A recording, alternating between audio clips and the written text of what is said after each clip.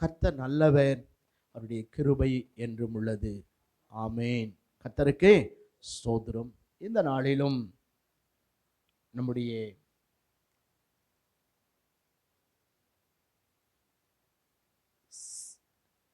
செய்திக்கு ஆதாரமாக நாம் யோபுவின் புத்தகத்திலிருந்து தேவனாகிய கர்த்தர் நம்மோடு கூட அவர் பேச விரும்புகிறார். யோபுவின் புத்தகம் 2ஆம் அதிகாரம் 7ஆம் வசனத்திலிருந்து 10ஆம் வசனம் வரைக்கும் நாம் வாசிக்கலாம்.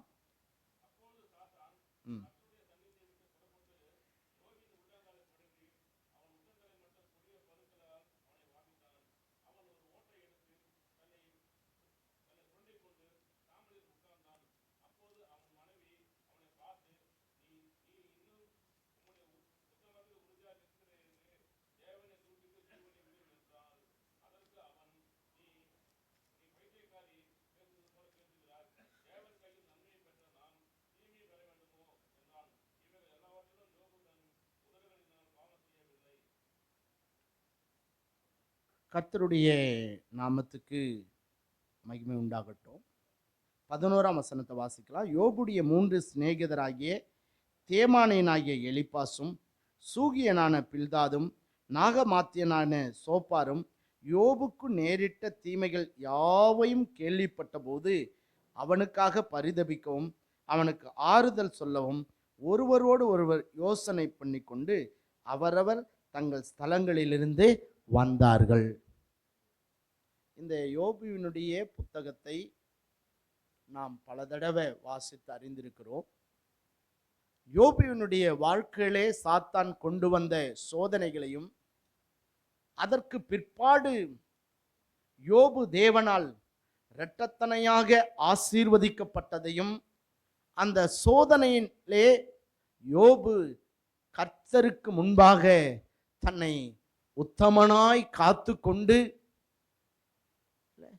தன் ஜீவன் போனாலும் தேவன் மேல் இருக்கிற என் நம்பிக்கை போகாது என்று சொல்லி அவர் கர்த்தரை உறுதியாய் பற்றி கொண்டதையும் நாம் அறிந்திருக்கிறோம். கர்த்தருக்கு ஸ்தோத்திரம்.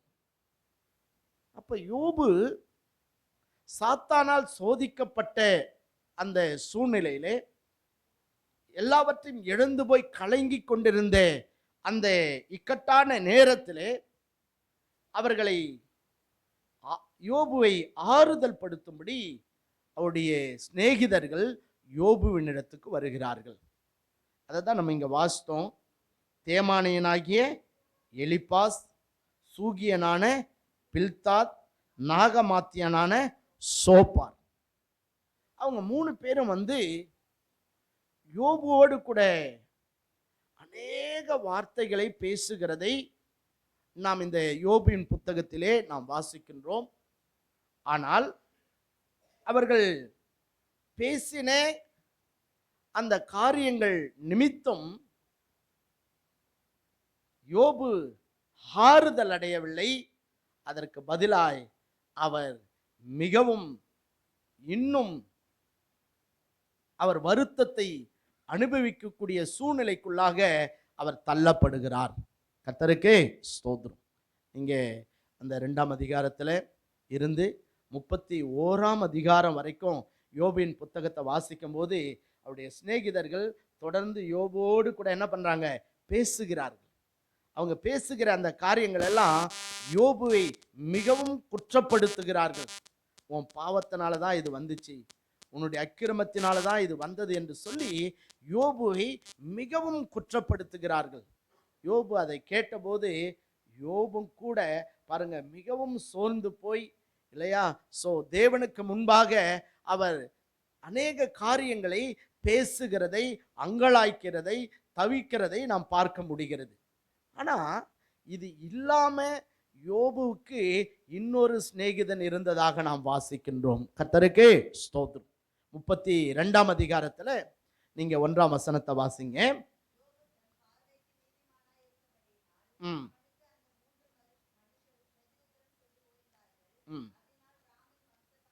அதனால் ராமின் வம்சத்தானாகிய பூசியனாகிய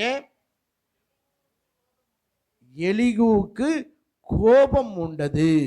அல்லேலூயா. வாசிங்க.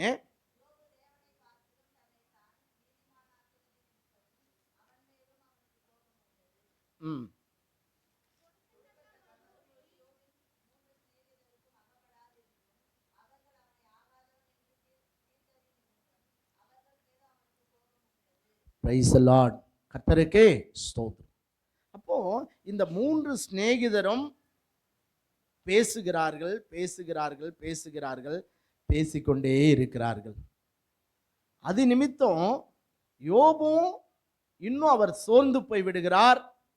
இல்லை, அவர் நிமித்தம், அந்த 3 சிநேகிதர் நிமித்தம் யோபுக்கு என்ன உண்டதான்? கோபம் உண்டது. ஆனா யோபுவின் சிநேகிதனாகிய எலிகு அங்கே உட்கார்ந்து அதை கவனித்து கொண்டிருக்கிறார். அவர் பேசல. ஆனா இந்த 32ஆம் அதிகாரத்திலிருந்து 37ஆம் அதிகாரம் வரைக்கும் யோபுவோடு கூட இந்த எலிகு பேசுகிற காரியத்தை நாம் பார்க்கின்றோம். கர்த்தருக்கே ஸ்தோத்திரம். நீங்க 42ஆம் அதிகாரத்தில் யோபுவின் புத்தகத்தில் நீங்க வாசிக்கும் போது அங்க ஆண்டவர் சொல்றாரு, உன் சிநேகிதர்களாகிய அந்த 3 பேர் மேல எனக்கு என்ன உண்டானது? கோபம் உண்டானது. இல்ல, 7ஆம் வசனத்தை வாசிங்க. கர்த்தர்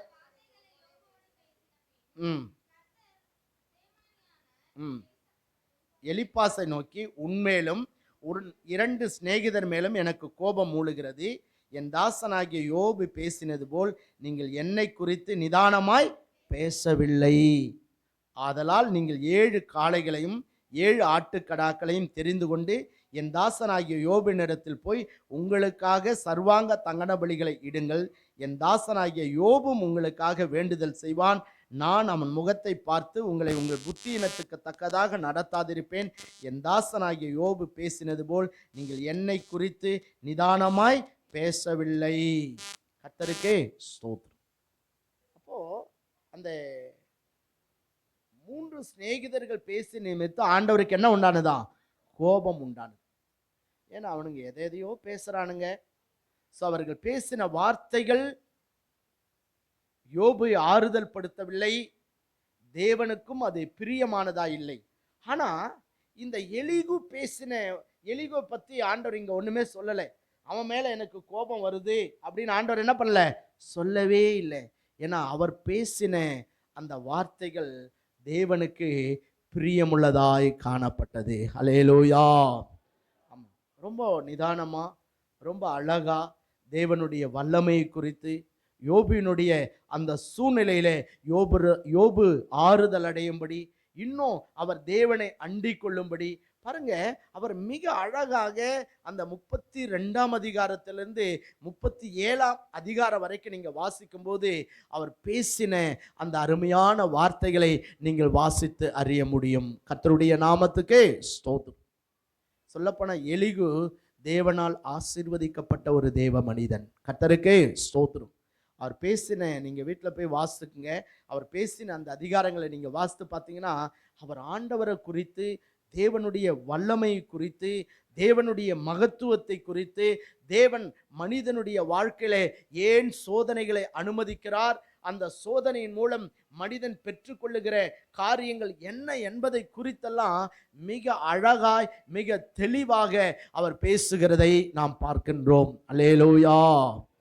கர்த்தருடைய நாமத்துக்கே ஸ்தோத்திரம். அதனால நாமெல்லாம் கூட பாருங்க, அந்த எலிகுவினுடைய வாழ்விலிருந்து கற்றுக்கொள்ளக்கூடிய ஏராளமான காரியங்களை பரிசுத்த ஆவியானவர் இந்த வேத பகுதியில நமக்கு எழுதி கொடுத்திருக்கிறார். கர்த்தருக்கே ஸ்தோத்திரம். அதனால இன்னைக்கு உங்க மத்தியில நான் பிரசங்கிக்க போறது யாரை பத்தினா, எலிகு. எல்லாரும் சொல்லுங்க, அவருடைய பேர் என்னது? சொல்லுங்க, என்ன பேரு? எலிகு. எலிகு அப்படின்னு சொன்னா அதுக்கு என்ன அர்த்தம் அப்படின்னா, என்னுடைய ஆண்டவர் இவர் என்ற அர்த்தம். என்னுடைய ஆண்டவர் இவர், அல்லது தேவனுடைய அதாவது இவனுடைய தேவன் என பொருள். இவனுடைய தேவன் அல்லது என்னுடைய ஆண்டவர் இவர். எலிகு அப்படின்ற பேருக்கு என்ன அர்த்தம்? என்னுடைய ஆண்டவர் இவர். அல்லேலூயா. என்னுடைய ஆண்டவர் இவர். சரி, இவர் எந்த வம்சத்தை சார்ந்தவர், எந்த ஜெனரேஷன்ல இருந்து வரார் அப்படின்னா, வேத ஆராய்ச்சியாளர்கள் சொல்லுகிறார்கள் இவர் ஆபிரகாமுடைய அந்த சந்ததியிலே வந்த ஒரு தேவனுடைய மனிதன் என்று சொல்லி சரித்திரம் சொல்லுகிறது.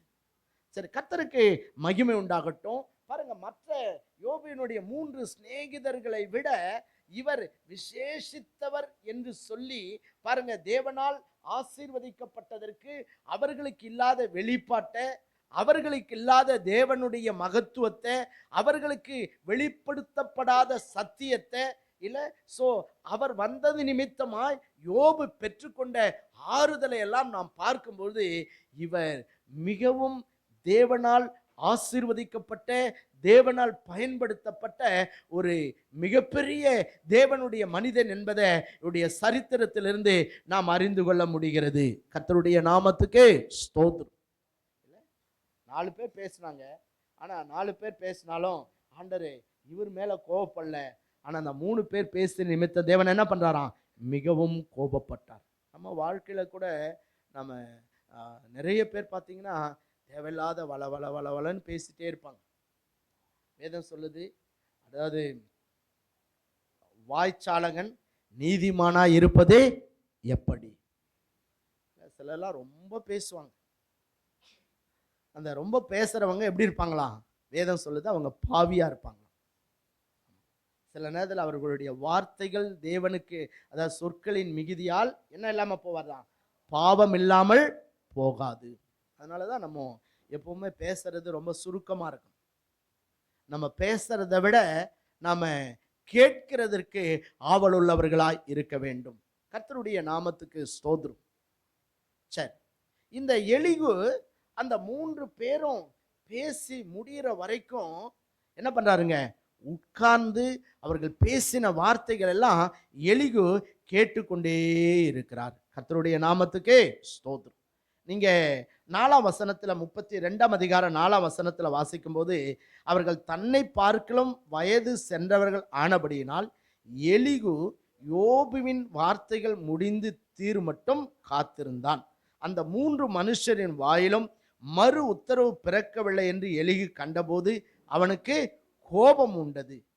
ஆதலால் பரகையலின் குமாரன் எலிகு என்னும் பூசியன் பிரதித்திரமாக, நான் இள வயதுள்ளவன், நீங்களோ விருத்தாப்பியர். ஆகையால் நான் அஞ்சி என் அபிப்பிராயத்தை உங்களுக்கு முன்பாக வெளிப்படுத்த பயந்திருந்தேன். முதியோர் பேசட்டும், வயது சென்றவர்கள் ஞானத்தை அறிவிக்கட்டும் என்றிருந்தேன். கர்த்தருக்கு ஸ்தோத்திரம். இந்த எலிகு வாழ்க்கையிலிருந்து நாம் கற்றுக்கொள்ள வேண்டிய பாடங்கள் அநேகம் உண்டு. அதில் முதலாவது பாருங்க, இந்த எலிகுடைய வாழ்க்கையிலே நாம் பார்க்கும் பொழுது அவர் மிகவும் பொறுமையும் மரியாதையும் மிகுந்த, அதாவது மரியாதையும் கொடுக்கக்கூடிய ஒரு தேவ மனிதன்.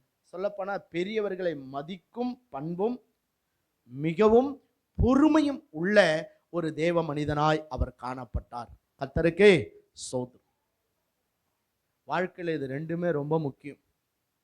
உலகத்தில் சொல்லுவாங்க, எருமையை பார்க்கலாம் பொறுமை பொறுமை பெரிதான் இல்லை? ஆமா, எதை பார்க்கலாமா?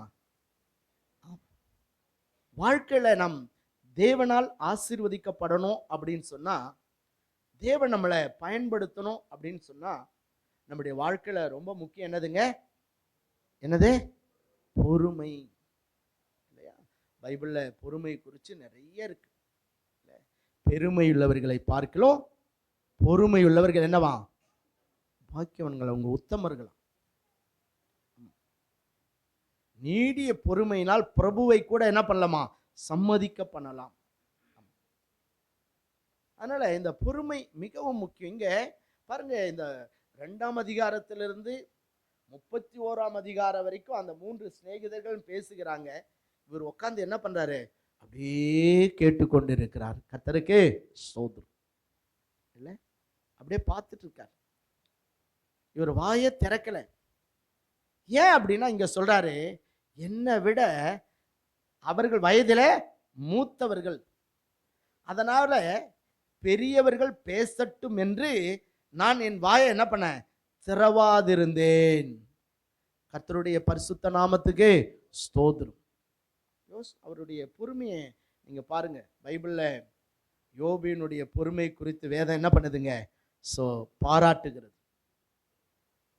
அதே சமயத்துல இங்க எலிகுவினுடைய பெருமை மதிக்கப்படத்தக்கதாய் காணப்படுகிறது. ரொம்ப பொறுமையா இருக்கார். நம்முடைய வாழ்க்கையில கூட யாக்கோபு நிருபத்துல பொறுமை குறித்து நிறைய யாக்கோபு எழுதுவார். நம்முடைய வாழ்க்கையில தேவனால் நாம் ஆசீர்வதிக்கப்படணும் அப்படின்னா நம்ம வாழ்க்கையில ரொம்ப முக்கியம் என்னதுங்க, பொறுமை மிக மிக மிக முக்கியம். ஆபிரகாமை கர்த்தர் 75 வயதுல கர்த்தர் அழைக்கிறார், வாக்குத்தத்தத்தை கொடுக்கிறார். அதுக்கப்புறம் அவர் பிள்ளையை பெற்றெடுப்பதற்கு எத்தனை வருஷம் காத்திருந்தாராம்? 25 வருடங்கள் அந்த வாக்குத்தத்தம் நிறைவேற பொறுமையோட என்ன பண்ணாராம், காத்திருந்தார். வேதம் சொல்லுது, ஏற்ற காலத்திலே தேவன் உங்களை உயர்த்தும்படிக்கு அவருடைய பலத்த கரத்துக்குள்ள என்ன பண்ணுங்க, அடங்கி இருங்கள். உங்களை அழைத்தவர் ஆண்டவர், உங்களை தெரிந்து கொண்டிருக்கிறவர் தேவன். உங்களை சும்மா அழைக்கல, உங்க வாழ்க்கைக்கு வேண்டிய சகல ஆசீர்வாதத்தையும் தேவன் உங்களுக்காக ஏற்கனவே ஆயத்தம் பண்ணி வைத்திருக்கிறார். அல்லேலூயா. எல்லாரும் கையை உயர்த்தி ஒரு அல்லேலூயா சொல்லுங்க. ஏன்னா வேதம் சொல்லுது, உலக தோற்றத்துக்கு முன்பாகவே தேவன் நம்மளை என்ன பண்ணாராம், முன்குறித்தார். இந்த உலகமே உண்டாகலை, அதுக்கு முன்னாடியே ஆண்டவர் உங்களை என்ன பண்ணாராம், முன்குறித்தார். யோசிச்சு பாருங்களா, ஆச்சரியமா இருக்கும். உலகமே உண்டாகலையா, ஆனா அதுக்கு முன்னாடியே ஆண்டவர் யாரை முன்குறிச்சிட்டாரு, உங்களை என்னை அப்போ ஆண்டவருடைய அந்த அனாதி சிநேகம் எவ்வளவு பெருசா இருக்கு, யோசிச்சு பாருங்க. இல்லை, அவர் ஆவிக்குரிய உன்னதத்துக்குரிய சகல ஆசீர்வாதங்களினாலும் நம்மை ஆசீர்வதித்திருக்கிறார். அதை பெற்றுக்கொள்றதுக்கு சில நேரத்தில் நம்ம கர்த்தருடைய சமூகத்தில் பொறுமையோடு என்ன பண்ணோம், காத்திருக்கணும். Wait for the Lord. சிலர்லாம் ரொம்ப அவசரப்படுவாங்க. இந்த அவசர புத்தி ரொம்ப டேஞ்சரஸ். ஏன் இன்னும் நடக்கலை, எப்போதான் நடக்கும், இல்லை நான் இவ்வளோ நாளாக ஜோம் பண்ணுறேனே, இவ்வளோ நாளாக காத்திருக்கிறேனே, இல்லை இவ்வளோ மாதமாக இதுக்காக வெயிட் பண்ணிட்டு இருக்கேனே. வேதம் சொல்லுது, அதாவது நெடுங்காலமாய் காத்திருக்குது இருதயத்தை இளைக்க பண்ணும். விரும்பினது வரும்போதோ அது எப்படி இருக்குமா, ஜீவ விருட்சம் போல் இருக்கும். நீ விரும்பினதை கர்த்தர் கொடுப்பார். நீ வாஞ்சித்து கொண்டிருக்கிறத கர்த்தர் கொடுப்பார். நீ எதிர்பார்த்து கொண்டிருக்கிறத கர்த்தர் கொடுப்பார். நீ ஜெபம் பண்ணிட்டு இருக்கியே, அந்த நன்மையை அந்த ஆசீர்வாதத்தை தேவன் கொடுப்பார். ஆனா அதுக்கு ஒரு காலத்தை தேவன் என்ன பண்ணியிருக்காராம், வைத்திருக்கிறார். ஏன்னா வேதம் சொல்லுது, அவர் அதினதன் காலத்திலே எல்லாவற்றையும் எப்படி செய்கிறவராம், நேர்த்தியாய் செய்கிறவர். சாதாரணமா செய்கிறவர் இல்லை, எப்படி செய்வாராம், நேர்த்தியா செய்வார். நீங்க சோர்ந்து போய் விடவே கூடாது, தேவ சமூகத்துல காத்திருக்கணும். தாவீது சொல்றாரு 40ஆம் சங்கீதத்துல 1ஆம் வசனத்துல, கர்த்தருக்காக நான் பொறுமையுடன் காத்திருந்தேன், அவர் என்னிடமாய் சாய்ந்து என் கூப்பிடுதலை கேட்டார் சொல்றார். 40:1 சங்கீதம் 40:1 பாருங்க எப்படி காத்திருந்தாரா, பொறுமையுடன் காத்திருந்தேன். நம்ம வாழ்க்கையில அந்த பொறுமை ரொம்ப முக்கியம். இங்க எலிகு பார்க்கிறோம், அந்த அவ்வளவு நேரம் இல்லை, அவர் பொறுமையோடு கூட காத்திருக்கிறதை பார்க்கிறோம் இல்லை. அதனால நீங்களும் எல்லாவற்றுக்காக கர்த்தரிடத்துல பொறுமையுடன் என்ன செய்யணும், காத்திருக்க வேண்டும். குறிப்பா பார்த்தீங்கன்னா வேதம் சொல்லுகிறது, பேசுகிறதற்கு நம்ம எப்படி இருக்கணுமா. யாக்கோபு 1:19 வாசிங்களா. யாக்கோபு 1:19.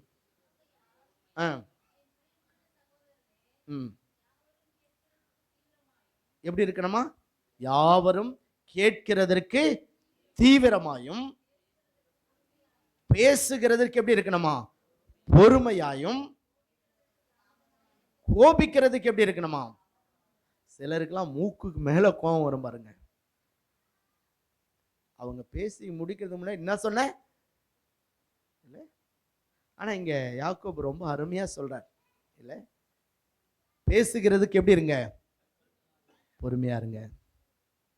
ஏன்னா நிறைய நேரங்களில் நம்முடைய வார்த்தையினாலே நாம் ஆசீர்வாதத்தை பெற்றுக்கொள்ளுகிறோம், அல்லது ஆசீர்வாதத்தை நாம் இழந்து போகிறதுக்கு நம்முடைய வார்த்தையே என்னவா இருக்குங்க, தடையா இருக்கிறது. ஆமா, என்னால சொல்ல முடியும். நீங்க பிரசங்கி 5ஆம் அதிகாரம் 1ஆம் வசனத்துல வாசிக்கும்போது அங்க சொல்வார் இல்ல, நம்முடைய வாயின் வார்த்தையினாலே தேவன் கோபம் கொண்டு நம்முடைய கைகளின் கிரியைகளை கர்த்தர் என்ன பண்ணுவாராம், அழிப்பார். சிலருக்கெல்லாம் பக்தி இருக்கும், விசுவாசம் இருக்கும், நம்பிக்கை இருக்கும்.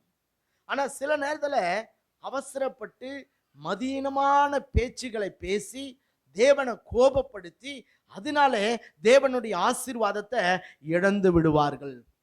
பாருங்க, நான் நிறைய பார்க்கிறோம். நிறைய நேரங்களில் நம்முடைய வாழ்க்கையின் ஆசீர்வாதம் தடைப்படுவதற்கு, நம்முடைய ஆசீர்வாதங்கள் ஒருவேளை மறுக்கப்படுவதற்கு நம்முடைய வாயின் வார்த்தைகள் என்னவா இருக்கான், முக்கியமானதாய் இருக்கிறது. இங்க சொல்றார், உன் வாயின் வார்த்தையினாலே தேவன் கோபம் கொண்டு உன் கைகளின் கிரியைகளை அழிப்பானே. ஆமா, நீங்க வீட்டுல போய் அப்புறம் வாசித்துங்க. பிரசங்கி 5ஆம் அதிகாரத்துல 1லிருந்து சில வசனங்களை வாசித்தீங்கன்னா அங்க எழுதப்படுகிறது. 3ஆம் வசனம் வரைக்கும் நீங்க வீட்டுல போய் வாசிச்சு பாருங்க, சொல்வார். அதனால நாம பேசுகிறதற்கு எப்படி இருக்கணுமா, பொறுமையா இருக்கணும். சிலருக்கெல்லாம் கோபம் வந்துட்டா என்ன பேசுறாங்கன்னே தெரியாது பாருங்க. நல்ல பக்தி உள்ளவங்களா இருப்பாங்க, ஆனா கோபம் வந்துட்டா அவங்க பேசுற வார்த்தைகள் அப்படியே பிசாசு பேசுற மாதிரியே இருக்கும். எப்படி, யார் பேசுற மாதிரி இருக்கும்? ஆமா, நோ இல்லை. ஏன்னா நம்முடைய வார்த்தையிலே என்ன இருக்கான், ஜீவனும் இருக்கு, மரணமும் இருக்கு. ஆண்டவர் சொல்றார், அவர்கள் என் செவிகள் கேட்கிற பிரகாரம் அவர்கள் சொன்னபடியே அவர்களுக்கு செய்வேன் ஆண்டவர் சொல்லியிருக்கார். அதனால என்ன, நம்ம பேசுற ஒவ்வொரு வார்த்தைகளையும் ஆண்டவர் கவனித்து என்ன பண்றாருங்க, கேட்டுக்கொண்டிருக்கிறார். ஆமா, வேதம் சொல்லுது, நம்ம பேசுகிற வார்த்தைகள் யாவையும் குறித்து நியாய தீர்ப்பு நாளிலே தேவனுக்கு என்ன பண்ணமா, கணக்கு கொடுக்க வேண்டும். அதனால நம்ம வாயின் வார்த்தையினால் நாம் ஆசீர்வாதத்தை பெற்றுக்கொள்ள முடியும், நம்முடைய வாயின் வார்த்தைகளினால் சாபத்தையும் பெற்றுக்கொள்ள முடியும். சில, நான் நல்லா ஜெபம் பண்றேன், ஆண்டவருக்கு பயந்து தான் ஜீவிக்கிறேன், ஆனா ஏன் என் வாழ்க்கையில் ஆசீர்வாதம் இல்லை அப்படின்னா, சில நேரங்களில் உங்களை ஆராய்ந்து பார்த்தீங்கன்னா தெரியும், உங்களுடைய வாயின் வார்த்தைகள் தேவனுக்கு கோபத்தை உண்டாக்குகிறபடினால, நீங்கள் உங்கள் வாயின் வார்த்தைகளினாலே தேவனை விசனப்படுத்தி கொண்டிருக்கிறபடினால, நீங்கள் பேசுகிற அவிசுவாசமான வார்த்தைகளின் நிமித்தம் உங்கள் வாழ்க்கையில தேவனுடைய ஆசீர்வாதத்தை நீங்கள் பெற்றுக்கொள்ள முடியாதபடிக்கு உங்கள் வாயின் வார்த்தைகள் ஒருவேளை உங்களுடைய ஆசீர்வாதத்துக்கு அவைகள் தடைகளாய் காணப்படலாம். சின்னதில் விசுவாச பிள்ளைங்க பேசுகிற மாதிரி இல்லை, உலகத்தார் கூட பேச மாட்டாங்க. அந்த மாதிரி கெட்ட வார்த்தைகளை பேசுறது இன்னும் கூட சிலர் இருக்காங்க இல்லை. ஆனால் வேதம் சொல்லுது, நம்முடைய வார்த்தைகளில் கூட என்ன இருக்கணுமா, பரிசுத்தம் விளங்க வேண்டும். ஆமாம், நம்ம உலகத்தாரை போல பேசக்கூடாது. ஒருவேளை நம்ம பேசுகிற வார்த்தையை வச்சு நாம் தேவனுடைய பிள்ளைகளா அல்லது பிசாசினுடைய பிள்ளைகளா என்பதை நாம் தீர்மானிக்க முடியும். ஆகவே இங்கே பார்க்குறோம், அவர் வந்தார், உட்கார்ந்தாரு, அந்த யோபினுடைய மற்ற 3 சிநேகிதர்களும் பேசி கொண்டிருக்கிறாங்க. இவர் ரொம்ப பொறுமையோட கவனித்து அதை கேட்டு கொண்டிருக்கிறார். இவர் அவசரப்படவே இல்லை. நீங்க எபேசியர் 5ஆம் அதிகாரம் 4ஆம் வசனத்தை வாசிங்க. ம் ம் ம்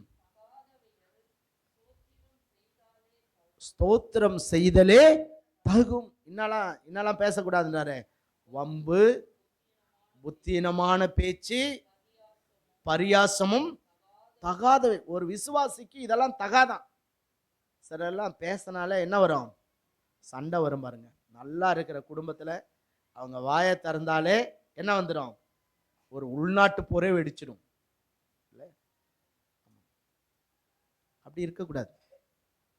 இல்லை, வேதம் சொல்லுது, அவள் ஞானம் விளங்க தன் வாயை என்ன பண்றாளாம்? திறக்கிறாள். அவளுடைய உதடுகள்ல என்ன இருக்குமா? அதாவது அந்த நற்போதகம் இருக்குமா. குணசாலியான ஸ்திரீ. நீங்க குணசாலியான ஸ்திரீனா, நீங்க கர்த்தரால் ஆசீர்வதிக்கப்படணும்னா, சகோதரர்களும் சரி சகோதரிகளும் சரி, பேசுறதுக்கு எப்படி இருக்கணும்? பொறுமையா இருக்கணும். வளவளெல்லாம் பேசக்கூடாது. ஆண்டவரோட தான் நீங்க அதிகமா பேசணும். மனிதர்களோட நீங்க அதிகமா பேசுனீங்கன்னா நீங்க தேவனுடைய ஆசீர்வாதத்தை இழந்து போறதுக்கு அது என்னவா இருக்கும்? காரணமாய் இருக்கும். அதுவும் இப்போ இந்த செல்போன் இருக்கு பாருங்க. சிலர்லாம் வச்சா எடுக்கவே மாட்டாங்க, மணிக்கணக்கில் இல்லை செல்போனில் பேசிட்டே இருப்பாங்க இல்லையா? ஸோ அது உன் ஆசீர்வாதத்துக்கு தடையாய் காணப்படும். அதனால் இங்கே பார்க்குறோம், அந்த வம்பான பேச்சு, புத்தீனமான பேச்சு, இல்லை கெட்ட வார்த்தை, அவிசுவாசமான வார்த்தை, இந்த மாதிரி வார்த்தைகள் நம்முடைய வாயிலிருந்து என்ன பண்ணக்கூடாது? புறப்படக்கூடாது. அதனால தான் இந்த எலிகு ரொம்ப பொறுமையோட கவனித்து அவங்க பேசி கொண்டிருந்ததெல்லாம் அவர் கவனமாய் கேட்டுக்கொண்டே இருக்கு. அவர் பேசுறதுக்கு என்ன பண்ணல? அவசரப்படவே இல்லை. அல்லேலூயா. உங்களை பக்கத்தில் இருங்களை பார்த்து சொல்லுங்க, பேசுறதுக்கு ரொம்ப பொறுமையா இருங்கன்னு சொல்லுங்க.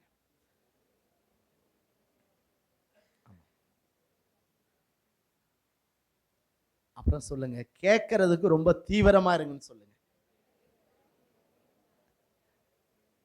சிலருக்கு பேசுறது ரொம்ப பிடிக்கும், கேட்கறது என்ன பண்ணாதுங்க? பிடிக்கவே பிடிக்காது பாருங்க. சில நேரத்தில் அப்பா அம்மா கூட பேச ஆரம்பிப்பாங்க, போதும் போதும் நிறுத்துங்க, இதுக்கு மேல உங்களுடைய உபதேசம் எங்களுக்கே தேவையில்லை. பேச ஆரம்பிக்கும் போதே அப்படின்னா நீ முட்டாள்னு அர்த்தம். ஆமா, ஆலோசனையை கேட்கிற இடத்துல என்ன இருக்குமா? ஞானம் இருக்குமா. அதனால சிலருக்கு பேச விட்டா நல்லா பேசுவாங்க, ஆனா கொஞ்ச நேரம் கேளுங்கன்னு சொல்லி பாரு, அவங்களுக்கு என்ன வந்துடும்? கேட்கவே மாட்டாங்க. ஐயோ, காதை சிலர்லாம் காதே மூடிக்குவாங்க பாருங்க. இல்லை, சில குடும்பத்தில் கூட அப்படி இருக்கும். சில கணவன்மார்கள் அப்படி இருப்பீங்க, சில மனைவிமாருங்க அப்படி இருப்பீங்க. ஆனால் உங்களெல்லாம் பார்த்தா ரொம்ப நல்ல கணவன் நல்ல மனைவி மாதிரி எனக்கு தெரியுது. கர்த்தருக்கு ஸ்தோத்திரம். இல்லை, பைபிள் இருக்கு, அவள் வாயாடியும் அடங்காதவளுமானவள். அது யாருடைய கேரக்டரா? விபச்சார ஸ்திரீனுடைய கேரக்டர். ஆனால் நம்ம சபையில் அந்த மாதிரி யாரும் இல்லை. நீங்களாம் ரொம்ப பொறுமைசாலிங்க, நீங்களாம் பேசவே தெரியாதுன்னு நினைக்கிறேன் நான். இல்லை, அதனால் இங்கே சொல்கிறாரு, பேசுகிறதுக்கு பொறுமையாக இருக்கணும், கேட்கறதுக்கு எப்படி இருக்கணுமா? தீவிரமாக இருக்கணும். ஆமாம். ஸோ ஏன்னா கேட்கறதுனால நம்ம நிறைய ஞானத்தை என்ன பண்ண முடியும்? கற்றுக்கொள்ள முடியும். பேசுறதுனால சில நேரத்தில் நம்ம வார்த்தையே தேவனிடத்திலிருந்து நமக்கு தேவன் அதாவது கோபத்தை உண்டாக்கக்கூடியதாக இருக்கும். அதனால தான் இங்கே எலிகு ரொம்ப பொறுமையாக உட்கார்ந்து ரொம்ப நிதானமாக அவர் கேட்டுக்கொண்டே இருக்கிறார். ஆமாம். ஸோ அதோட மட்டும் இல்லை, அவர் பொறுமையாக கேட்குறாரு. ஸோ கேட்டது மாத்திரம் இல்லை, வேதம் சொல்லுகிறது, அவர் சொல்கிறாரு, என்ன பார்க்கலாம் அவங்களாம் வயதில் எப்படிப்பட்டவங்க? மூத்தவர்கள். கவனிங்க, சொல்றாரு, அதனால நான் பேசக்கூடாது, அவங்க முந்தி பேசட்டும். ஏன்னா வயது முதிர்ந்தவர்களிடத்துல என்ன இருக்கும்? ஞானம் இருக்கும்னு நான் நினைச்சேன். அதனாலதான் அவங்க பேசட்டும்னு சொல்லி நான் பொறுமையோட என்ன பண்ணேன்? காத்திருந்தேன். கர்த்தருடைய நாமத்துக்கு ஸ்தோத்திரம். அதனால பொறுமை வேணும், பேசுறதுக்கு பொறுமையா இருக்கணும், கேட்கறதுக்கு தீவிரமா இருக்கணும். அதே சமயத்துல பெரியோர்களை மதிக்கக்கூடிய ஒரு நல்ல மனிதன் இந்த எலிகு. அதனாலதான் ஆண்டவருக்கு அவர் மேல கோபம் வரல. ஆனா மற்ற 3 பேர் மேலே ஆண்டவர் கோபப்படுகிறார். இல்ல, அவர்களுக்காக யோபுவை தேவன் வேண்டுதல் செய்யும்படி ஆண்டவர் சொல்லுகிறார். அவங்கள நீங்க கொண்டு போய் பலி செலுத்துங்க. அப்பதான் உங்களை நான் என்ன பண்ண முடியும், உங்கள் புத்தீனத்துக்கு தக்கதாக உங்களை நான் தண்டிக்காம இருக்க முடியும் என்று சொல்லி அந்த யோபினுடைய 3 சிநேகிதர்களையும் ஆண்டவர் பலி செலுத்தும்படி ஆண்டவர் கட்டளையிடுகிறார். கர்த்தருக்கு ஸ்தோத்திரம். ஆனா யோபுவை நீ அந்த எலிகுவை அவன் பலி செலுத்தணும்னு ஆண்டவர் சொல்லல. அவன் மேல எனக்கு கோபம் வருதுன்னு ஆண்டவர் சொல்லல. ஏன் தெரியுமா, அவன் ரொம்ப அந்த சிநேகிதர்கள் பேசுகிற வரைக்கும் பொறுமையா இருந்தது மாத்திரம் இல்ல. சோ இங்க என்ன செய்யறான்னா, தன்னை விட அவர்கள் வயதில் மூத்தவர்கள், ஆகவே அவர்கள் பேசட்டும் என்று சொல்லி இவர் பாருங்க அவர்களை கனம் பண்ணுகிறதை நாம் பார்க்கின்றோம். கர்த்தருடைய நாமத்துக்கு ஸ்தோத்திரம். நம்ம பொறுமையா இருக்கணும். அதே சமயத்துல நாம அதாவது பெரியவர்களை மதிக்கக்கூடிய அந்த ஞானம் நமக்கு வேணும். இன்னைக்கு இருக்கிற சமுதாயம் என்னை கேட்டா அதுல மிகவும் தவறி விட்டது என்று சொல்லி நான் சொல்லுவேன். அதுல மிகவும் குறைவுபட்டு விட்டது என்று சொல்லுவேன். இல்லை, கல்யாணம் ஆகிற வரைக்கும் அத்தை அப்படின்னு கொஞ்சுவாங்க, மாமான்னு கொஞ்சுவாங்க. கல்யாணம் ஆனதுக்கு அப்புறம் பார்த்தா அவ என்னங்க, இல்லை அவன் என்னங்க அப்படின்ற நிலைமையெல்லாம் சில குடும்பங்களை நம்ம பார்க்குறோம்.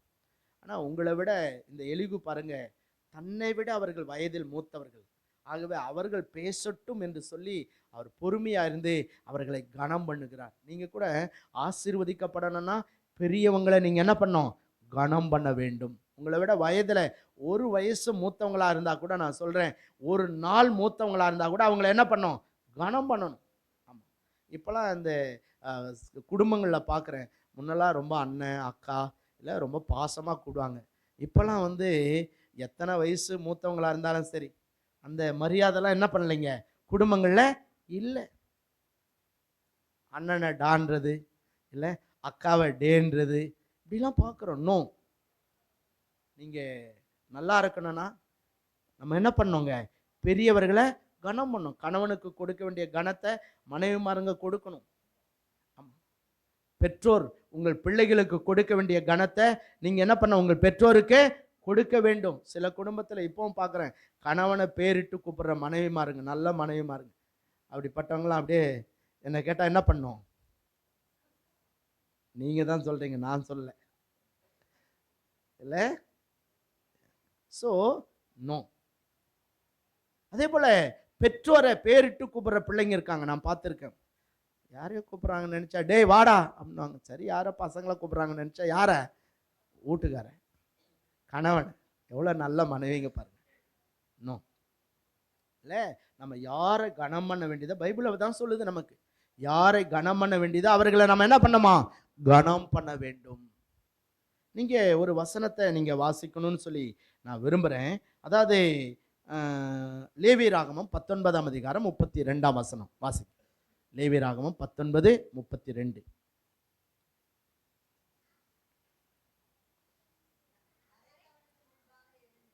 நரைத்தவனுக்கு முன்பாக எழுந்து முதிர் வயதுள்ளவன் முகத்தை கனம் பண்ணி, பாருங்க இங்க சொல்றார், உன் தேவனுக்கு பயப்படுவாயாக. என்ன பண்ணணும்னு சொல்றாரு, வாசிங்க மறுபடியும் அந்த வசனத்தை. நரைத்தவனுக்கு முன்பாக எழுந்து அப்படின்னா பெரியவங்க முன்னாடி நம்ம உட்கார்ந்துட்டு கூட இருக்கக்கூடாதுன்றார். பெரியவங்களை பார்த்தா எழுந்து நின்று நம்ம என்ன பண்ணணுமா, கனம் பண்ணணும். இல்லை, இன்னைக்கு எத்தனை மருமகள் இல்லை, ஒருவேளை எத்தனை பிள்ளைங்க, ஒருவேளை ஸோ அப்படிப்பட்ட ஒரு குணாதிசயத்தை உடையவங்களா இருக்கீங்க. இல்லை, இந்த கிழமை எப்போதான் சாவுமோ தெரியலையே, இந்த கேள்வி எப்போதான் சாவுமோ தெரியலையே. இல்லை, யோசிச்சு பாருங்க. அன்னைக்கு இருந்த அந்த குடும்பங்கள் அவங்க முதியவர்களை ரொம்ப கனம் பண்ணாங்க. ஆமாம், அவங்க தங்களோட இருக்கிறத அவங்க பாக்கியமாய் கருதினார்கள். ஆனால் இன்னைக்கு கல்யாணம் பண்ணி 3வது நாள் வீட்டுக்கார வேற வீடு பாருங்க, இனிமேல் இவங்களோட இருக்கிறது நமக்கு செட் ஆகாது. இல்லை, ஸோ இந்த கேள்விக்கு நான் ஏன் சமைச்சு போடணும், இந்த கிழவனுக்கு நான் ஏன் சமைச்சு போடணும், இப்படி உதாசீனப்படுத்துகிறதெல்லாம் நம்ம பார்க்குறோம்.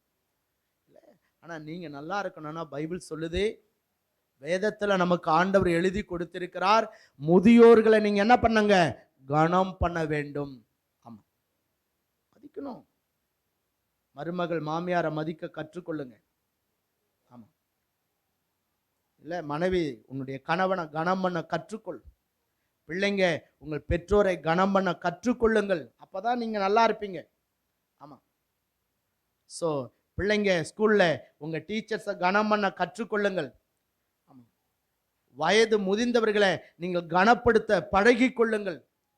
இல்லை, கர்த்தருடைய பிள்ளைங்க நீங்களாம் முன்மாதிரியா இருக்கணும். சர்ச்சுக்கு கூட வரோம், இன்னொரு சகோதரனை சகோதரியை பார்க்கும்போது நல்ல 2 கையும் கூப்பி ஸ்தோத்திரண்ணா, ஸ்தோத்திரக்கா, ஸ்தோத்திரம்மா, ஸ்தோத்திரம்மா சொல்லணும். இன்னைக்கு எத்தனை பேர் ஆராதனை முடிஞ்ச அப்புறம் ஆளே இல்லை. ஒருவருக்கொருவர் கனம் பண்ணுகிறதுல நம்ம என்ன பண்ணோமா, முந்தி கொள்ள வேண்டும். ஆமா, ஆராதனை முடிஞ்ச அப்புறம் ஒருத்தங்க பார்த்து அண்ணா ஸ்தோத்திரம், அக்கா ஸ்தோத்திரம், அம்மா ஸ்தோத்திரம், அப்பா ஸ்தோத்திரம், நல்லா இருக்கீங்களா விசாரிங்க. அப்பதான் நீங்க நல்லா இருப்பீங்க. ஆண்டவருக்கு ஸ்தோத்திரம். கனம் பண்ணணும். ஆமா, பெரியவங்களை நீங்க கனம் பண்ணுங்க. ஆமா, இன்னைக்கு எத்தனையோ குடும்பங்கள்ல எத்தனையோ மாமியாருங்க கண்ணீர் வடிக்கிறாங்க. எத்தனையோ குடும்பங்கள்ல எத்தனையோ பெற்றோர், என் மகன் என்ன ஒரு நாயை போல நடத்துறா, என் மகன் என்ன ஒரு நாயை போல நடத்துறான், நான் ஏன் வாழணும் அப்படின்னு கண்ணீர் வடிக்கிறார்களே, அந்த கண்ணீர் உங்களுக்கு சாபத்தை கொண்டு வரும். அதனால முதியோர்கள், அது மாமியாரா இருக்கட்டும், தாயா இருக்கட்டும், தகப்பனா இருக்கட்டும், ஒருவேளை சர்ச்சில் இருக்கிற மற்ற சகோதர சகோதரிகளா இருக்கட்டும், ஒருவேளை உங்களுடைய போதகரா இருக்கட்டும், ஒருவேளை சபையில் இருக்கிற மூப்பர்களா இருக்கட்டும், நீங்க கனம் பண்ண வேண்டிய விதத்துல அவர்களை கனம் பண்ண வேண்டும். அதுவும் வயது முதிர்ந்தவர்களை நீங்க என்ன பண்ணமா, அவங்களுக்கு முன்னாடி எழுந்து நின்று அவர்கள் முகத்துக்கு முன்பாக நீங்க என்ன பண்ணமா, சோ மரியாதை செலுத்த வேண்டும். பைபிள் நமக்கு எவ்வளவு அழகா கற்றுக் கொடுக்குதுப்பா. இந்த எலிகு அப்படிப்பட்ட ஒரு குணாதிசயத்தை உடைய மனிதன். அதனாலதான் அவர் முதியவர்கள் பேசட்டும் என்று சொல்லி பாருங்க, பொறுமையோடு காத்திருந்ததை அந்த தன்னை விட வயதில் அவர்கள் மூத்தவர்கள், ஆகவே அவர்களை கனம் பண்ண வேண்டும் என்று சொல்லி அவன் கடைசியாய் பேசுகிறதை நாம் பார்க்க முடிகிறது. கர்த்தருடைய நாமத்துக்கு ஸ்தோத்திரம். ஆமா, அப்படியே கையை உயர்த்தி ஒரு நிமிஷம், ஆண்டவரே முதியோர்களை கனம் பண்ணக்கூடிய அந்த ஞானத்தை எனக்கு தாரும் ஆண்டவரே. ஜெபம் பண்ணுங்க. ஆண்டவரே முதியோர்களை மதிக்கக்கூடிய ஆண்டவரே ஒரு மனுஷனா என்னை மாற்றுங்க ஆண்டவரே. ஸ்தோத்திரம் ஆண்டவரே. ஆண்டவரே, நான் யாருக்கு கனத்தை செலுத்த வேண்டியதோ அவர்களை கனம் பண்ணக்கூடிய அந்த நல்ல ஆண்டவரே குணாதிசயத்தை எனக்கு தாரும் ஆண்டவரே. ஆமேன், அல்லேலூயா. ஆமா, அப்பதான் நீங்க வேதம் சொல்லுதில்லை, எபேசியர்ல வாசிக்கும் போது அங்கே உன் வாழ்நாள் நீடித்திருப்பதற்கு, நீ பூமியில நன்றாயிருப்பதற்கு உன் தாயையும் உன் தகப்பனையும் என்ன பண்ணோம் சொல்லுங்க, என்ன பண்ணோம்? எபேசியர் 6:3 இல்லையா? கனம் பண்ணும். சோ ஆகவே இந்த எலிகு அப்படிப்பட்ட ஒரு தேவ மனிதன். ஆகவே தான் யோபுக்கு, அதாவது யோபின் சிநேகிதர் 3 பேர் மேல ஆண்டவருக்கு கோபம் வந்தாலும் இவன் பேசின வார்த்தைகளை குறித்து ஆண்டவர் கோபம் கொள்ள, இவன் பேசி முடிச்ச உடனே ஆண்டவர் மேகத்தில் இருந்து யோபோடு கூட கர்த்தர் பேச ஆரம்பிக்கிறார். அல்லேலூயா. ஆமா, இவர் 37 அதிகாரத்தோட இவர் முடிப்பாரு. அதுக்கு அடுத்தது 38 அதிகாரத்துல யார் பேச ஆரம்பிக்கிறாரு? கர்த்தர், தெய்வம் பேச ஆரம்பிக்கிறார். அல்லேலூயா. ஆமா, ஏன் அவ்வளவு நிதானமா, அவ்வளவு பொறுமையா, அவ்வளவு ஞானமா? சோ யோப், அந்த எலிகு பேசினார். கர்த்தருக்கே ஸ்தோத்திரம். அதோட மாத்திரம் இல்ல, இந்த எலிகுடைய வாழ்க்கையிலே நாம் பார்க்கும்போது பாருங்க, அந்த நான் சொன்ன வீட்டில் போய் நீங்க அந்த 32ல இருந்து தயவு செஞ்சு 37 அதிகாரம் வரைக்கும் வீட்டில் போய் இன்னைக்கு என்ன பண்ணோம், வாசிக்கணும். இந்த யோபு தேவனுக்காக வைராக்கியம் உள்ள ஒரு மனிதன். இந்த யோபுவின் சிநேகிதர்கள் பேசினதை இந்த எலிகு கண்டபோது அவருக்கு ரொம்ப கோபம் வந்தது. அதே சமயத்தில் அவர் வைராக்கியம் கொண்ட ஒரு மனிதனாய் அந்த 32ஆம் அதிகாரத்திலிருந்து அவர் 37ஆம் அதிகாரம் வரைக்கும் பேசுகிறத நீங்க பார்த்தீங்கன்னா ரொம்ப அதாவது ரொம்ப ஆச்சரியமா இருக்கும். அவர் பேசின அந்த வார்த்தை, கர்த்தருக்காக பக்தி வைராக்கியம் உள்ள ஒரு எலிகுதான் இந்த தேவ மனிதன். அல்லேலூயா. ஆமா, நீங்க வேதத்துல நீங்க வாசித்து பார்த்தீங்கன்னா யாரெல்லாம் அந்த கர்த்தருக்காக வைராக்கியமா இருந்தாங்களோ அவங்களெல்லாம் தேவன் ஆசீர்வதித்தார், அவங்களெல்லாம் தேவன் பயன்படுத்தினார். அவர்களெல்லாம் தேவனுடைய வல்லமையினால தரிப்பிக்கப்பட்டு தேவ வல்லமையை இந்த உலகத்துக்கு வெளிப்படுத்தினார்கள். கர்த்தருக்கே ஸ்தோத்திரம். எலியாவை பார்க்கிறோம், கர்த்தருக்காக வைராக்கியம் உள்ள ஒரு தேவ மனிதன்.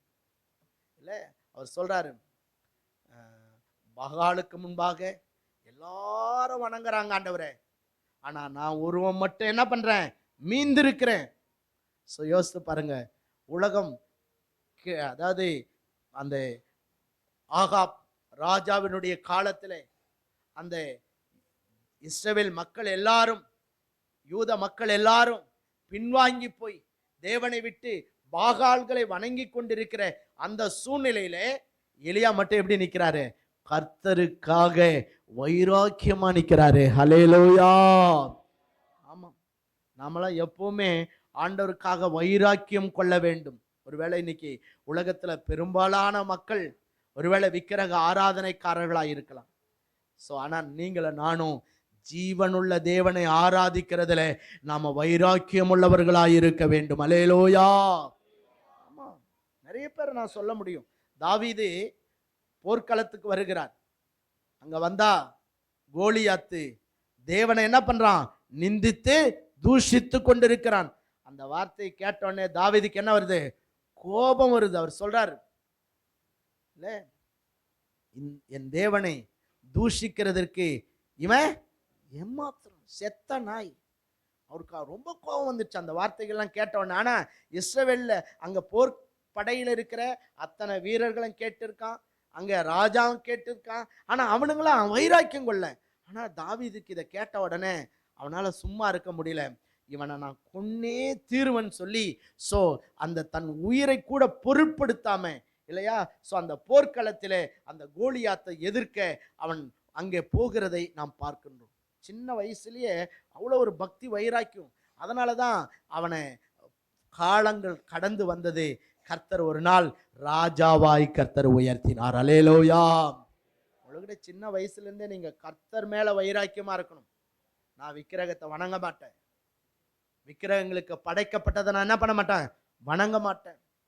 எந்த விதத்திலும் ஆலயத்துக்கு வந்திருக்கிற நான் ஒருவேளை குறி சொல்லுதிலையோ, ஜோசியம் பார்க்கறதையோ, நாள் பார்க்கறதையோ, இல்லையா, ஒருவேளை மற்ற சடங்காச்சாரங்களையோ சம்பிரதாயங்களையோ நான் என்ன பண்ண மாட்டேன், செய்து என் தேவனை துக்கப்படுத்த மாட்டேன். நான் செத்தால ஆண்டவருக்காக வாழ்வேன். அப்படி நாம தேவனுக்காக பக்தி வைராக்கியம் கொள்ளணும். ஆமா, நீங்க இந்த நீங்க வீட்டுல போய் வாசித்து பார்த்தீங்க, எலிகுனுடைய வாழ்க்கையில அவன் தேவனுக்காக கொண்ட பக்தி வைராக்கியத்தை நீங்க பார்க்க முடியும். கர்த்தருடைய பரிசுத்த நாமத்துக்கு ஸ்தோத்திரம். ஆமா, பினகாஸ் கர்த்தருக்காக பக்தி வைராக்கியம் உள்ள ஒரு மனிதன். ஆமா, அதனாலதான் ஆண்டவர் அவங்களெல்லாம் உயர்த்தினார். இல்லை, ஸோ நீங்க சிறு வயதிலிருந்தே அந்த கர்த்தரிடத்துல நீங்கள் பக்தி வைராக்கியம் நிறைந்தவர்களாய் நீங்கள் காணப்பட வேண்டும். மோசே கூட பாருங்க, அனித்தியமான பாவ சந்தோஷங்களை அனுபவிப்பதை பார்க்கலாம், தேவனுடைய ஜனங்களோட துன்பத்தை அனுபவிப்பதை மோசே என்ன பண்ணாராம், தெரிந்து கொண்டார். அவர் நினைச்சிருந்தா எகிப்துக்கு என்னவா இருக்கலாம், ராஜாவா வந்திருக்கலாம். எனக்கு இந்த ராஜா பதவி வேணாம், என் ஆண்டவருடைய ஜனங்க அடிமையா இருக்கக்கூடாது. இல்ல, சோ இந்த எகிப்தில் உள்ள பொக்கிஷங்களை விட என் தேவ ஜனங்களோட துன்பத்தை அனுபவிப்பது தான் எனக்கு மேன்மைன்னு சொல்லி அந்த சிறு வயதுல அந்த கர்த்தருக்காக அவர் கொண்ட அந்த பக்தி வைராக்கியம் தான் பின் நாட்கள்ல அவரை இஸ்ரவேலுக்கு தலைவனாய் தேவன் உயர்த்துவதற்கு காரணமாய் அமைந்தது. அல்லேலூயா. நீங்க கூட அப்படி ஆண்டவருக்காக வைராக்கியமா நில்லுங்க. ஆமா, எங்க ஒருவேளை நாமெல்லாம் இன்று, அதாவது இயேசு அறியாத குடும்பங்கள் இருந்து ரட்சிக்கப்பட்டிருக்கிறோம். இப்போ ஆண்டவருக்குள்ள வந்திருக்கிறோம்.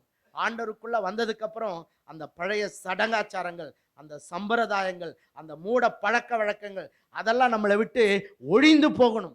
ஆமா, ஒருவேளை இந்த ஜாதி வெறி, மத வெறி இதெல்லாம் அழிந்து போக வேண்டும். நம்ம ஆண்டவருக்காக வைராக்கியம் கொள்ள வேண்டும். கர்த்தருக்கு ஸ்தோத்திரம். நீங்க பார்த்தீங்கன்னா எலிகுடைய வாழ்க்கையில நீங்க அதை காண முடியும். கர்த்தருடைய பரிசுத்த நாமத்துக்கு ஸ்தோத்திரம். அதோட மாத்திரம் இல்ல, இவர் தேவனுடைய வல்லமையை அவர் மிகவும் அறிந்திருந்தார். ஆமா, நீங்க ரொம்ப ஆச்சரியமா இருக்கும்.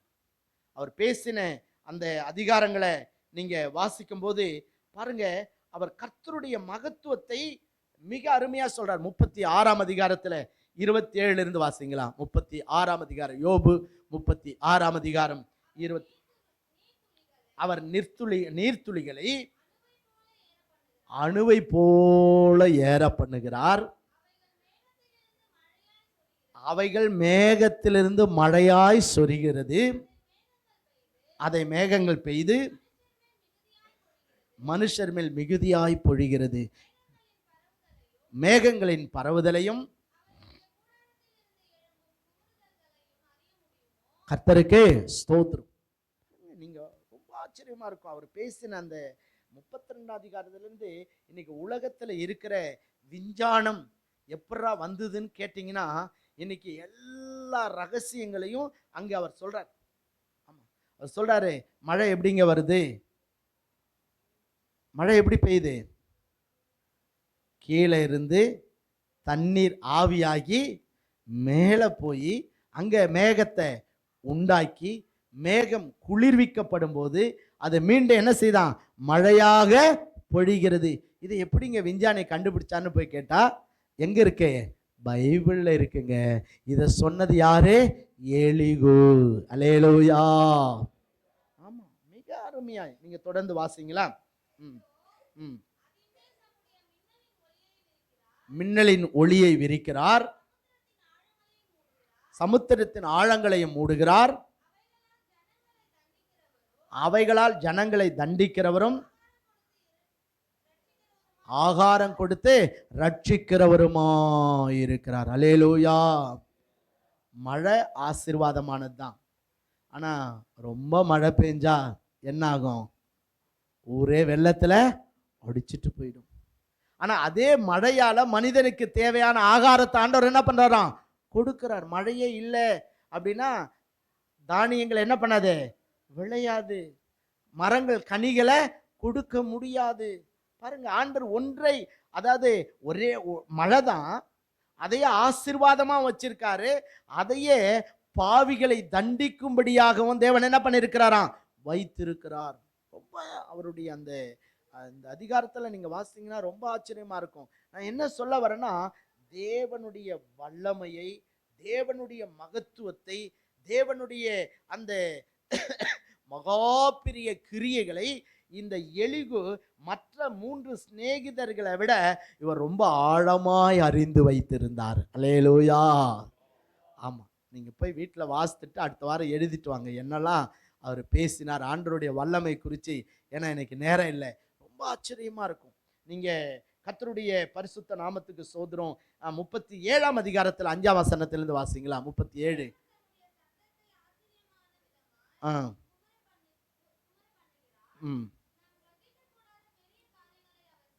அவர் சொல்றாரு, ஆண்டவர் எப்படிப்பட்ட காரியங்களை செய்யறாரா, நாம் கிரகிக்க கூடாத பெரிய காரியங்களை யார் செய்யறாரு, அலோ சொல்லுங்க, யார் செய்யறாரு. ஆமென், அல்லேலூயா. அவரை நம்பி இருக்கிற உங்க வாழ்க்கையில ஆண்டவர் செய்கிற காரியங்கள் எப்படி இருக்கின்றாரே, கிரகிக்க கூடாத பெரிய காரியங்களை செய்கிறார். அல்லேலூயா, அல்லேலூயா, அல்லேலூயா. அதனாலதான் பக்தன் பாடினார், இல்லாத கிரகிக்க கூடா காரியம் செய்வீர். ஞானியே உம்மை ஆராதிப்பே, கிரகிக்க கூட காரியங்கள் செய்யும் சர்வ ஞானியே உம்மை ஆராதிப்பேன், கிரகிக்க முடியா காரியம் செய்வி சர்வ ஞானியே உம்மை ஆராதிப்பேன். என் தேவன் எனக்காய் ஏதாகிலும் செய்திடுவார் என்றாகிலும் என்னை மறந்தது உண்டா. என் தேவன் எனக்காய் ஏதாகிலும் செய்திடுவார் என்றாகிலும் என்னை மறந்தது உண்டா? கிரகிக்க முடியா காரியம் செய்தி சர்வ ஞானியே உம்மை ஆராதிப்பே. கிரகிக்க முடியா காரியம் செய்தி சர்வ ஞானியே உம்மை ஆராதிப்பே. அல்லேலூயா. அவரை நேசிக்கிற, அவரை தேடுகிற பிள்ளைகள் வாழ்க்கையில ஆண்டவர் செய்கின்ற காரியங்கள் எப்படிப்பட்டதா? கிரகிக்க முடியா காரியம் செய்கிற தேவன் நம்முடைய தேவன். அல்லேலூயா. யோசித்து பாருங்க. ஸோ ஒருவேளை இன்னைக்கு ஆண்டவருடைய ஆலயத்தில் வந்திருக்கிற நீங்க கூட, நான் ஆண்டவரை தேடுறேன் பாஸ்டர், என் வாழ்க்கையில் ஒண்ணுமே நடக்கல. நோ, உங்க வாழ்க்கையில கிரகிக்க கூடாத பெரிய காரியங்களை சீக்கிரத்துல ஆண்டவர் செய்ய போகிறார். அல்லேலூயா. ஆமா, உங்க இருதயம் அதிசயப்பட்டு பூரிக்கும். இது எப்படிப்பா நடந்தது? எல்லாரும் சொல்லுவாங்க, நீயா இது? உங்க பிள்ளைங்களா இது? உங்க குடும்பமா இது? உங்களுக்கா இப்படி நடந்தது? நாங்க நினைச்சே பார்க்கல சிஸ்டர், நாங்க நினைச்சே பார்க்கல பிரதர். நீங்க இப்படி இருப்பீங்க, உங்க குடும்பம் இப்படி இருக்கும், உங்க பிள்ளைங்க இப்படி இருப்பாங்க, உங்க பிள்ளைங்க வாழ்க்கையில் இப்படிப்பட்ட காரியங்களை செய்வாங்க, இப்படி உங்க பிள்ளைங்க உயர்த்தப்படுவாங்க, நீங்க இப்படி ஆசீர்வாதமா இருப்பீங்கன்னு சொல்லி நாங்க நினைச்சு கூட பார்த்ததில்லைன்னு சொல்ற அளவுக்கு கர்த்தர் கிரகிக்க கூடாத பெரிய காரியங்களை உங்க ஒவ்வொருடைய வாழ்க்கையிலும், என் வாழ்விலும் ஆண்டவர் செய்கின்ற தேவன். அல்லேலூயா. ஆமா, அவர் செய்வார், நிச்சயம் செய்வார். அவரை தேடுகிற யாருடைய வாழ்க்கையிலும் ஆண்டவர் சாதாரணமான காரியங்கள் இல்லைங்க, அவருக்கு கிரகிக்க கூடாத பெரிய காரியங்களை செய்கிற கர்த்தர். ஆண்டவருக்கு ஸ்தோத்திரம். பாருங்க, எலிகு எந்த அளவு ஆண்டவரை ஆழமாய் அறிந்திருந்தார் இல்லை? சோ எந்த அளவு அவருக்கும் ஆண்டவருக்கும் மிக ஆழமான ஒரு ஐக்கியம் உண்டாயிருந்தது. ஆமா, அந்த 3 பேர் பேசுறதெல்லாம் சும்மா வெத்து பேச்சு. ஆனா இவரு தேவனுடைய வல்லமைய, அவ்வளவு தேவனுடைய மகத்துவத்தை மிக ஆழமாய் அறிந்திருந்தார். அதனாலதான் அவர் சொல்றாரு, ஆண்டவர் அவரை தேடுகிற யோபே, நீ சோர்ந்து போகாத, அவர் உன் வாழ்க்கையில என்ன காரியம் செய்ய போறாரு? கிரகிக்க கூடாத பெரிய காரியம் செய்ய போறாரு, நீ தைரியமா இருந்தார். ஹலோ, இந்த காலை வேளையில கர்த்தருடைய ஆலயத்துல வந்திருக்கிற என் அருமையான சகோதரனே, என் அருமையான சகோதரியே, என் அருமையான தாயே, என் அருமையான தகப்பனே, உன்னை பார்த்து ஆண்டவர் சொல்றாரு, என் அருமை மகளே, என் அருமை மகனே, நான் கிரகிக்க கூடாத பெரிய காரியங்களை உன் வாழ்க்கையில செய்கின்ற சர்வ வல்லமையுள்ள தேவன். நீ எனக்காய் காத்திரு. அல்லேலூயா. ஆமா, வெயிட் பண்ணு, பொறுமையா இரு, சோர்ந்து போகாத. ஆண்டவர் வல்லமையிலே ஒருவேளை குறைந்து போன தெய்வம் அல்ல, அவர் வானத்தையும் பூமியும் தம்முடைய வார்த்தையினாலே சிருஷ்டித்த சர்வ வல்லமையுள்ள தேவன். அல்லேலூயா. இன்னைக்கு உன் வாழ்க்கை வெறுமையா இருக்கலாம், இன்னைக்கு ஒருவேளை நீ தோல்வியான ஒரு நிலைமையில் இருக்கலாம், ஒருவேளை இன்றைக்கு உங்க வாழ்க்கையில கடன்ல, வறுமையில, தரித்திரத்துல நீங்க ஒருவேளை சிக்கி தவித்து கொண்டிருக்கலாம், ஒருவேளை எத்தனையோ நன்மைகள் எதிர்பார்த்து உங்க வாழ்க்கையில கிடைக்காம நீங்க ஏமாற்றத்தோடு இருக்கலாம். ஆனா நாம் ஆராதிக்கிற தேவன் சர்வ வல்லவர். ஏற்ற வேளையில நீ கிரகிக்க கூடாத பெரிய காரியங்களை உங்க வாழ்க்கையில ஆண்டவர் செய்கிறத உன் கண்கள் காணும், உன்னை சுற்றி இருக்கிற கண்கள் காணும். எந்த இடத்துல நீ வெறுமையா இருக்கியோ அதே இடத்துல சகல ஆசீர்வாதத்தையும் தேவன் உனக்கு கொடுத்து உன்னை ஆசீர்வதிக்கப்பட்ட தேவ மனுஷியாய், தேவ மனிதனாய் தேவன் ஏற்ற வேளையில் ஆண்டவர் உன்னை உயர்த்துவார். ஆமென். அல்லேலூயா. ஆனா நீ ஆண்டவருடைய வல்லமை இன்னும் அறிஞ்சுக்கணும், ஆண்டவரோட இன்னும் கிட்டி சேரணும், உனக்கும் ஆண்டவருக்கு இருக்கிற ஐக்கியத்தை இன்னும் நீ ஆழமாய் தேவனுக்குள்ள கடந்து போகணும். இந்த எலிகுடைய வாழ்க்கையில அதை நம்ம பார்க்க முடியும். கர்த்தருடைய நாமத்துக்கு ஸ்தோத்திரம். சிலதெல்லாம் நீ அதாவது தேவனோட உன் ஐக்கியத்தை அதிகப்படுத்தாம நீ நன்மையை பெற்றுக்கொள்ள முடியாது. தேவனுடைய வல்லமைய நீ சரியா அறியாம நீ தேவனுடைய ஆசீர்வாதத்தை பெற்றுக்கொள்ள முடியாது. ஆமா, நீ தேவனுடைய ஆசீர்வாதங்களை இன்னும் அதிகமாய் பெற்றுக்கொள்ளனா இன்னும் அதிகமாய் தேவனுடைய வல்லமை நீ என்ன பண்ணும்? அறியணும். அப்பதான் உனக்குள்ள விசுவாசம் பெருகும், அப்பதான் தேவன் மேல உனக்கு நம்பிக்கை பெருகும், அந்த விசுவாசத்தின் மூலமாக நீ தேவனுடைய ஏராளமான நன்மைகளை, ஆசீர்வாதங்களை நீ பெற்றுக்கொள்ள முடியும். கர்த்தருக்கு ஸ்தோத்திரம். அதனால இந்த எலிக பல தடவை நான் வாசித்து, யோபின் புத்தகத்தை நிறைய முறை வாசித்திருக்கேன். ஆனா இந்த முறை நான் வாசித்தப்போ நான் உண்மையாவே அழுதேன். இப்படி ஒரு தேவ மனிதனை குறித்து நம்ம என்ன பண்ணியிருக்கோம், இவ்வளவு நாளே தெரியாம போயிருக்கு. நமக்கு தெரிஞ்சதெல்லாம் அந்த 3 நண்பர்கள் மட்டும்தான் நம்ம அதிகமா பார்த்துருக்கோம். ஆனா இவ்வளவு மிக தேவனை நெருங்கி கிட்டி சேர்ந்த, இல்ல தேவனுடைய வல்லமையை, தேவனுடைய மகத்துவத்தை, இல்லையா, சோ தேவனுடைய மகிமையை மிக ஆழமாய் அறிந்திருந்த ஒரு தேவ மனிதன் இந்த எலிகுவா இருக்கிறாரேன்னு சொல்லி அதுக்கப்புறம் தான் இந்த எலிகுவை குறித்து ஒரு பிரசங்கத்தை நான் தயார் பண்ணேன். கர்த்தருக்கே ஸ்தோத்திரம். அதனால நீங்க நல்லா படிங்க. நான் சில காரியங்களை தான் சொல்லியிருக்கேன். அதனால இந்த யோபினுடைய, அதாவது இந்த யோபின் புத்தகத்துல மிக அருமையான ஒரு தேவ மனிதன் இந்த எலிகு. கர்த்தருக்கு ஸ்தோத்திரம். எல்லாரும் சொல்லுங்க, அவர் பேர் என்னது? எலிகு. அப்ப 3 காரியங்களை எலிகு பத்தி இன்னைக்கு நம்ம கற்றுக்கொண்டு இருக்கிறோம். ஒண்ணு, அதாவது அவர் பொறுமையும் மரியாதையும் உள்ள ஒரு மனிதன். நம்ம வாழ்க்கையில தேவனுடைய ஆசீர்வாதத்தை பெற்றுக்கொள்ளணும், ஆண்டவர் உங்களை பயன்படுத்தணும், நீங்க ஒரு தேவ மனிதனா, தேவ மனுஷியா இருக்கணும் அப்படின்னா உங்களுக்கு என்ன தேவை? பொறுமை தேவை. இன்னொரு பக்கம் என்ன தேவை? பெரியவர்களை மதிக்கக்கூடிய, பெரியவர்களுக்கு மரியாதை கொடுக்கக்கூடிய ஒரு மனிதனாய், ஒரு மனுஷியாய் நீங்கள் வாழ வேண்டியது அவசியம். கர்த்தருக்கு ஸ்தோத்திரம். 2வது, கர்த்தருக்காக மிக வைராக்கியமாய் நின்ற ஒரு தேவ மனிதன் இந்த எலிகு. நீங்க கூட எப்படி நிக்கணும்? ஆண்டவருக்காக வைராக்கியமா நிக்கணும். தானியேல் இல்ல புத்தகத்துல வாசிக்கிறோம், சாத்ராக், மேஷாக், ஆபேத்நேகோ சொல்றாங்க, இல்ல நான் இந்த பெரிய சிலையை செஞ்சு வச்சுட்டு இதை வணங்கலனா உங்களெல்லாம் தூக்கி என்ன பண்ணுவேன்? நெருப்புல போட்டோன்றான். அவன் சொல்றான், நீ நெருப்பு இல்லடா, எங்க போட்டாலும் நாங்க பயப்பட மாட்டோம், இல்ல நாங்கள் ஆராதிக்கிற எங்கள் தேவனை எங்களை விடுவிக்க வல்லவராயிருக்கிறான். இவ்வளவு பக்தி வைராக்கியம் பாருங்க. ஸோ அதனால அவங்க அழிக்கப்படலை, அவங்க உயர்த்தப்பட்டாங்க. ஹல்லேலூயா. ஆண்டவருக்காக பக்தி வைராக்கியம் கொள்ளுகிற பிள்ளைகளை கர்த்தர் உயர்த்தி கொண்டே இருப்பார். அந்த சந்ததி தேவனால் ஆசீர்வதிக்கப்பட்டு கொண்டே இருக்கும். கர்த்தருக்கு ஸ்தோத்திரம். ஆமா, இன்னைக்கு உலகம் கிறிஸ்தவத்துக்குள்ள வந்துருச்சு. இன்னைக்கு உலகத்து பெண்களுக்கும் கிறிஸ்தவ பெண்களுக்கு என்ன இல்லை, வித்தியாசமே இல்லை. அவங்கள மாதிரியே உடுத்துறாங்க, அவங்கள மாதிரியே அலங்கரிக்கிறாங்க, இல்லை அவங்கள மாதிரியே எல்லாம் நட உட பாவனை எல்லாமே. அதாவது உலகம் இவங்களை பார்த்த மாற வேண்டியதுக்கு பதிலாக இவங்க உலகத்தை பார்த்து என்ன பண்ணிட்டாங்க? மாறிவிட்டார்கள். அப்படின்னா நீ கர்த்தருக்காக பக்தி வைராக்கியம் உள்ள ஒரு மனிதன் அல்ல. உங்களுடைய அலங்காரம்லாம் பரிசுத்த அலங்காரமா இருக்கணும்.